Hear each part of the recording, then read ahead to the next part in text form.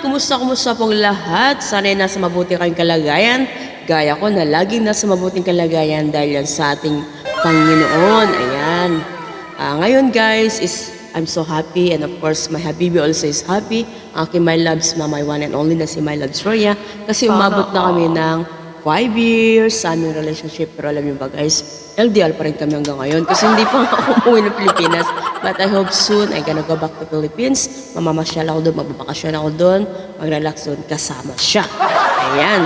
So ngayon, naisipan ko siyang kantahan yung kanta ni kanta na sikat yung I promise to Allah. Ayan. Try ko lang din to guys kasi di ko naman alam to. But I'm trying my best, diba?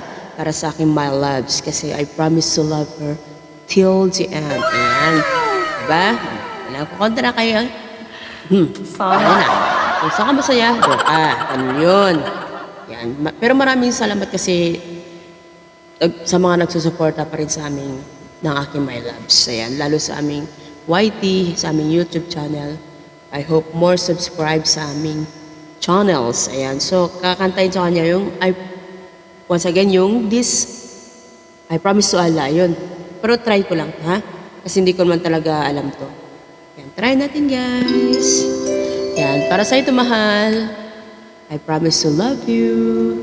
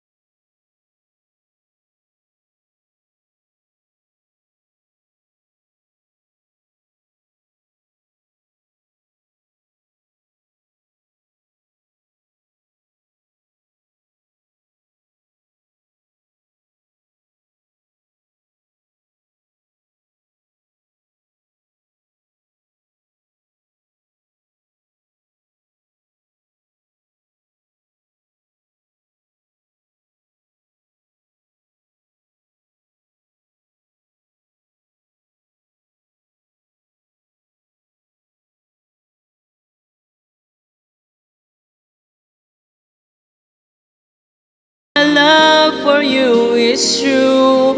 Thank you to our mom and dad. They are destinies unite. They make it easier for us to fulfill the promises we make.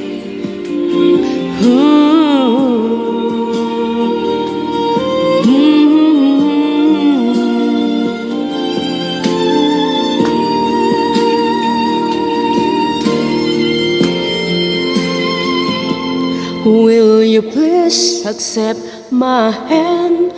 I'm gonna marry you today. Inshallah, you will let me, knowing my love for you is true. Thank you to our mom and dad. They are destinies unite. They make it easier for us to fulfill the promises we made. Ayun o. Ayan, maraming salamat po sa lahat ng nakasuporta pa rin sa amin na aking my loves. Ayan, mabuhay po lahat mga LGBTQ. Ayun. Proud to be. Ayan, thank you for watching once again.